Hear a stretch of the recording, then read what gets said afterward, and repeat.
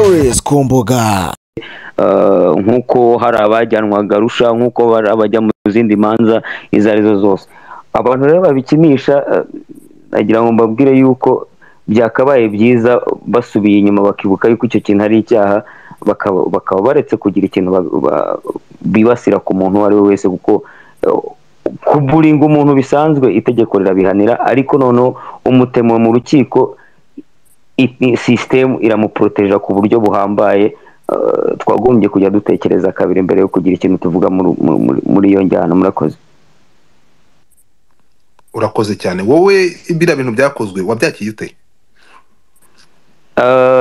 Si ikintu gikwiye, icyo ni kimwe.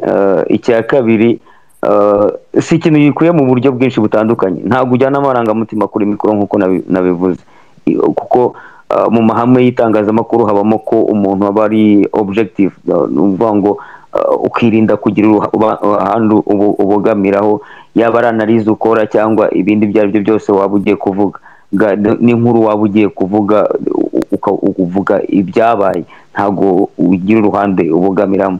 Icya kabiri, gutukana si umuco, tujye tubyakira. No mu Kinyarwanda ntabwo gutukana byemewe na mbere y'uko amategeko ajya yabibuza. Icya gatatu, ku muntu noneho urimo kubwira abantu benshi atazi aho baherereye, ko ari imbuga nkoranyambaga, ari ibitangazamakuru tubamo, ntabwo uzi umuntu urimo kubyumva, ntabwo uzi aho biri buze kugarukira.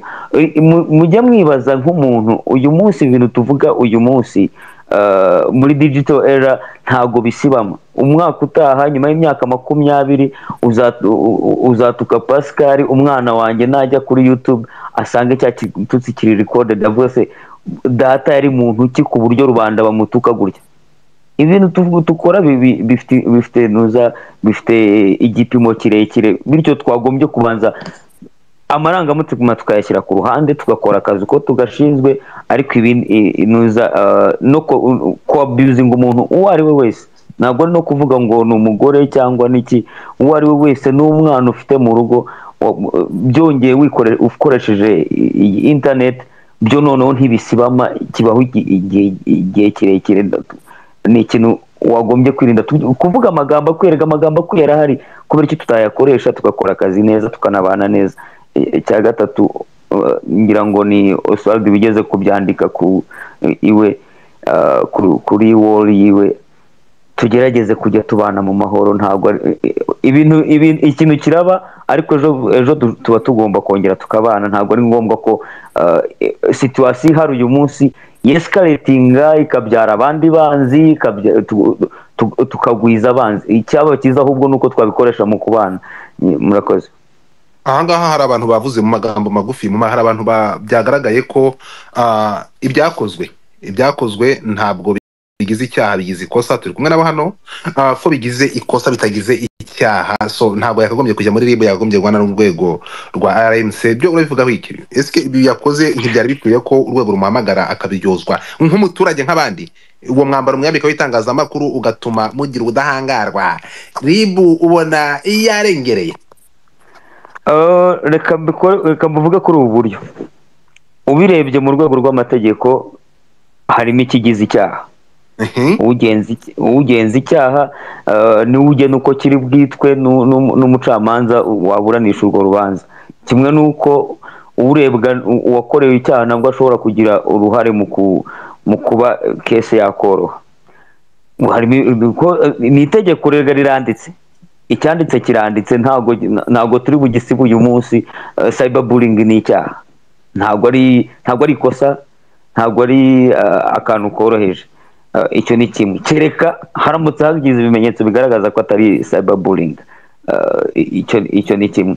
Icya kabiri, kubikoresha ubikoreye mu kitangazamakuru bisanzwe, hari amategeko ashobora kubigira icyaha cyangwa se ikosa ryakorewe mu gitangazamakuru. Ariko twifashishije internet, icyaha gisanzwe gihinduka cyber crime. Bishatse kuvuga yuko wakoresheje urusobe rwa za mudasobwa. Aho ngaho ngira ngo turahita tunafata urugero rworoshye rwa rundi nababwiraga, watutse Scovia, ngira ngo bamuhanishije igifungo gisubitse cy'imyaka 2. None se nuko kitari icyaha? okay hobe ngiye kukumanura iyi account yawe hari umuntu yabrotse so ngiye kukumanura kugira ngo garuke muri space ni uko nguko mbibona ngira ngo urukiko ruzanzura ariko sofa nkeka ko harimo icyaha. Urakoze cyane, reka dukomeze. Aha dufite abanyamakuru twihuta hano, undi muntu Samuel Beka twihuta, hanyuma abandi bashake kuvuga bamanike kaganza. Beka allez-y. Okay, thank you. Wakiriye gute ko yamaze ubwo ari maboko ataraye? Ibyo ni bisanzwe, iyo ni inzira y'ubutabera, itangiriro riba riribu, ariko ribu ntago ariyo ifata icyemezo. By the end amategeko ateganya ko ari izindi nzego ugomba kunyuramo kugira ngo zifate icyemezo ku cyaha icyo ari cyo cyose. Ari ibyo ribu ibyo ikora byose bibaye ari byo, ntago yakabaye hari abantu bababere, ariko bababere kubera ko ari interest. Umugenzacyaha ashobora gufata icyabaye cyose akagiha inyito ashaka, ariko ibyo biba interpreted n'abanyamategeko, ndetse urukiko rukazabifataho icyemezo, cyangwa na prosecution hari igihe bifataho icyemezo. Mushaka kuguha nk'urugero, hari igihe bigeze ngira ngo kudufata ngo twaviolatinze curfew, badushyiraho icyaha cyo gusuzugura perezida wa repubulika. Tugeze muri prosecution babihindura icyaha cy'umwuga. So it is very simple and understandable. So ibyo ribu yakoze biri mu bubasha bwayo kubiha inyito ishaka, but I still stand ko ni ikosa ry'umwuga ryakozwe n'umunyamakuru akabikora ari gutangaza amakuru, and urwego rufitiye ububasha bwo kumuhana ni Rwanda Media Commission. So mu gihe ribu yabiha izina bisanzwe, hari n'andi mategeko nabivuze mbere, dufite andi mategeko ashobora kuba misused, akaba yahindura inyito y'icyaha. Dufite amategeko ahana false news, umuntu ufata amakuru akayagira false ntabwo tumuzi, but someone can misinterpret amakuru amwe akayagira false andi nayagire false. Ibyo byose rero umugenzacyaha we yabihaye inyito, ashaka na arrest, ya arresting umunyamakuru wakoze icyaha kiri related ku mwuga w'itangazamakuru. I still stand ko icyaha cyaba ikosa ryabaye ni defamation, ntago bigihanwa in terms of criminal, kandi mu gihe procedures zikomeje, abanyamategeko baba ba Jean Paul, I'm pretty sure ibambe amaze igihe kinini aburaniza imanza, abanyamakuru batwarwa bigahindurirwa inyito, already that bibiri automatic biragaragara. So all I can hope is a free and fair justice, open, apana kubinyuza ku ruhande. Then the battle of justice starts from RIB and through prosecution until the end. We have seen a lot of people that start the justice way and get off hagati. That's my stand. I hope LIB, let me actually pass this statement. I hope inzego zacu zatangira ku respectinga itangazamakuru, amategeko y'itangazamakuru local and international, mu rwego rwo kugira ngo tugire itangazamakuru riri free and fair without censorship and strong enough to defend the public, ordinary muturage udashobora kubona kivugira. I hope we shall reach. Nuko mwakoze gusa, reka mbwire ko abanyamakuru mufite amakarita ubu turi kuvugana, abanga karengane nk'abaturage ubu turi kuvugana, twabonye cyangwa turi kubona ubutabera. Ibyo mwihaye aya makarita yanyu, mugiye mukora amakosa ko nimugakora ibyaha. Iyo mwakoze icyaha tuzahaguruka dusabe kurenganurwa uko byagiye. Father, uzarebe neza media law inavuga n'ibyo ukora, ivuga kuri citizen journalism. You need to even read it, ukandastandinga n'ibyo wemerewe n'ibyo utemerewe. Aho mbrokora unyoreze iyo link nyisome, unafasha. No, you need to find a way. Uyinyohereze no nurangiza ongere umbroke. It's fine. Waruzi ko n'ibingibi ukora nk'umunyamakuru w'umwuga, kuboroka umunyamakuru utari w'umwuga nabwo ari ikindi kibazo. What I'm telling you can take your time. Send me that link. Ico amategeko akweberera as a citizen journalist. Ariko when it comes in the case of Nkundineza, icyaha yakoze ntabwo yagikoreye mu kabari, ntabwo yatutse umuntu mu kabari, ntabwo yamututse bari muri event, yafashe mikoro ari kuripotinga akora ikosa ry'umwuga. So Okay. ibyo wazana mu byose izo nyito zitangwa n'abagenzacyaha. Ino Samuel turafata umwanya. So okay, ikintu kiriho twebwe ibyo tureba ibyo ahanga hari gari ikintu mutari kubona. Samuel ari gufata ibya icyaha cyakorewe mu ruhame agahita uvuga ngo ikintu mutari kumva waravuga ko icyaha turi kwita icyaha gifite n'itegeko rigihana. We aravuga ko ari ikosa mu itangazamakuru. Sinzi buri kubyumva. Twe rero ntabwo twebwe turanga nk'abanyamakuru cyangwa tugendere sinzira mufite amategeko yanyu ariko avuze ko mufite amategeko y'abanyabagenga ubwo nta kibazo ariko ntekereza ko kugeza abasaha ibyaha ari gushinjwa ari kubishinjwa nk'umunyamakuru cyangwa ari gushinjwa ibyaha nk'umuntu wakoze ibyaha sinzi izo ni inyito Godfather inyito z'icyaha zitangwa n'umugenzacyaha ariko rimwe na rimwe umugenzacyaha ashobora no guha icyaha inyito byagera mu rukiko. Buretse mbaze clarifying kuri iki kintu kubera ko hari cases nyinshi I followed up myself. Umugenzacyaha icyaha inyito byagera mu bushinjacyaha kigahindurirwa inyito byagera no mu rukiko kigahindurirwa inyito bikazanarangira cyarabaye ikindi cyaha. Shobora kuguha nka case ya Dr Fabien wa Too Short cyatangiye ari icyaha cy'ubwicanyi kibi cyaha cyo kugerageza guhisha ibimenyetso kibi cyaha cyo guhunga ubutabera kirangira kibaye icyaha cyo kugerageza guhisha ibimenyetso. Icyatangiye kiri kuri murder case cyarangiye ari icyaha cyo guhisha ibimenyetso and uwabyikoze yahanishijwe imyaka 2 y'igifungo gisubitse mu gihe murder case ishobora kuba iri beyond 20 years. So what ibyo byo kuvuga ngo icyaha bagihaye inyito nibi it doesn't actually make it right kubera ko n'inzego zirakosa n'abagenzacyaha n'abantu and sometimes they can be influenced kubera ko nunareba raporo ya Transparency International RIB is among the institutions zirimo abarya ruswa. So you can't convince me ko everything they do have to be right. Okay, thank you Becca. Turahangaha baturage rubanda rugufi mwari mwabangamiye no kubona umuturage mugenzi wanyu ibyo bamukoreye mutabishimishijwe ubu turi kuvugana ijwi ryanyu ryumvikanye ngaho bizi timunyishimiye be nani hobe mutinga mike uri umunyamakuru mute funga mikro yawe kangufashe nyifunge Sylvie fata ijambo twihuta hanyuma yawe Oswald hanyuma Keminike byo mike njya rujya gukuri nsanga ijambo ni ryawe ugiye gukurikira nazo turi mu karema kiwanyu ryanya ariko nsanga n'ibyo mike fata ijambo nsanga ntabwo ari Oswald Konmarise none se kutavuga narindi kwa meeting abantu bose bakubwiye ibyo uriya mugabo yagututse nta uje avuge ibyo yantutse yagiye kuri video antuka akavuga ngo ngewe mfite umushiha ngo abantu bafite umushiha abantu mbese ibiki azana ibintu bya papa hano azana ibintu bya ngo iki ngo umugore uri divorce nibiki mufata gatebe n'amazi anga ibyo bintu tubiganire ibi bintu nibyo navugaga sexism ni ibi ngibi kwanza mwebwe muratekereza ko umugore agirwa n'umugabo kwanza mwebwe muratekereza ko twe twaje kuri iyi mihanda kubera ko turi abagore twazanye udutwe twacu. You people don't see us like that. We invested in our brain. We went to school.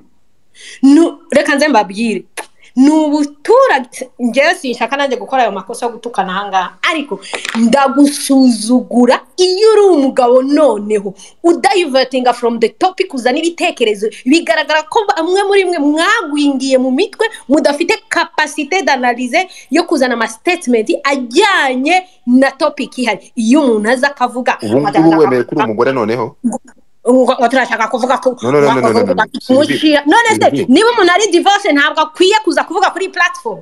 Ndashaka kukubaza wowe Godfather umuntu uwo munyamakuru yagiye muri iriya YouTube ibyo bintu maze kuvuga wowe yagututse yabintutse nanjye atangira nge nawe nge ngewe muzantera imijugujugu nyamanza nimarize no kankubaza iki ariko kubura kuvugana na yanutse ukuntu yagututse ariko muri ahangaha ibyo yagututse nibyo bibaye ikibazo apana ibyo yantutse kandi bo abo bantu babyumvise ngo ngewe nukuvuga statement zanjye zo kuvuga ko yakoze ibyaha arazidilutinze agiye kuvuga ngo no kubera ko ndi umugore uri divorce ngo ndi kubera ahubwo se abagabo nibo baduhereza ubwenge. Kandi sono umuntu muzima w'umugabo wambaye ipantaro agende ibintu niba mfitiye uburakari ntabwo yagenda agakora statement ijyanye no kunenga ibitekerezo bya se ngo uri afite umujinya kubera ngo bishe bavana reka nze nkubwire ibyo papa yaciyemo narabamaganye ndabamagara no one should use this as an excuse to analyze my mood to even say anything araho ngaho singiye kumucira urupfu ariko umunsi azaca mu byo papa yaciyemo muzamuzane hano twumvikane icyo ngicyo reka mbe nkiretse sasa tuze muvuge neza ukuntu umugore uri divorce afite ibitekerezo bihangamye atagomba kuvuga mu gaceceka wowe Godfather ntibakubwiye ntibaguhaye link bakakubwira neza ukuntu yagututse hari umuntu ushaka kuvuga akabyamagana ahangaha twebwe ntabwo tuba led by motherhood nababwiye o marital status ngewe umuntu bitimije ariko ndababwiye over my dead body ntabwo muzaza muhohotera umugore ahangaha cyangwa umukobwa uko mushaka kubyita ngo ngewe ngo kubera kuri inshuti yanjye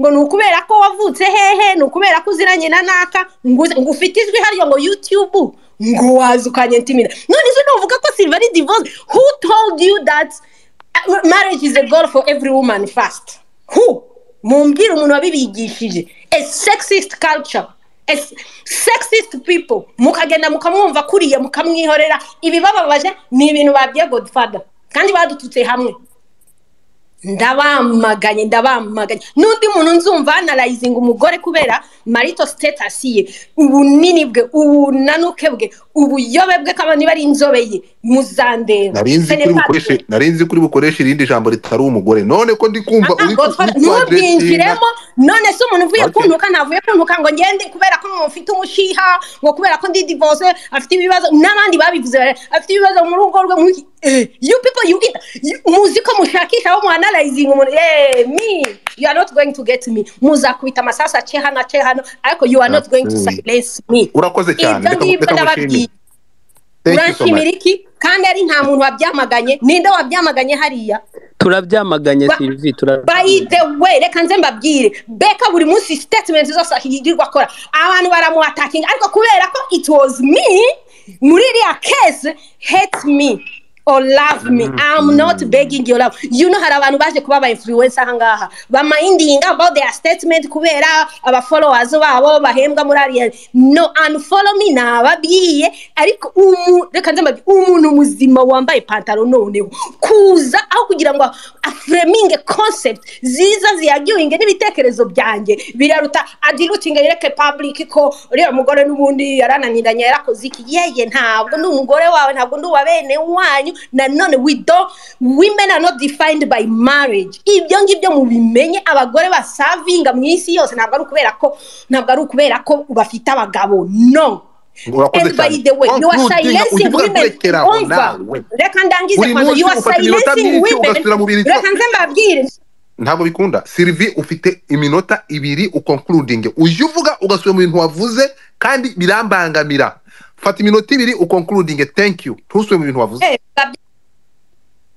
Nanjye biba byambangamiye cyane ariko noneho ngewe nta kibazo mujye munyentimida ngewe kuri case ya Jolly rero umva na masasha ari bukore kubera ko ntabwo mwaza avuye gutuka Jolly avuye ku insettinga public for cannibalism noneho araje ngo Sylvie niwe ngiye kwentimida jamais ngewe munyentimide ariko ntabwo muri bunsayilesinge case yose ya abuse hari abantu bambira ngo mbese yagutumye yakoze no abuse biri public thing we all have to go in umuntu nayihishiriye by the way ni ugomba guhanwa wa mbere umuntu uzongera hanga akaza akavuga akanalizinga CV on her motherhood on her marital status reka nzembabwire azaba ari nil mu mutwe umugabo nugenda n'ibitekerezo umugabo nufata kan parking topic nibwo ubwo bugabo bwanyu muri bukoresha ngo murimo muratwentimida that no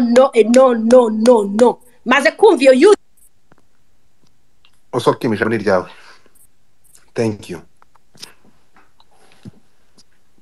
Osokim arimit your mic ijambo ni ryawe.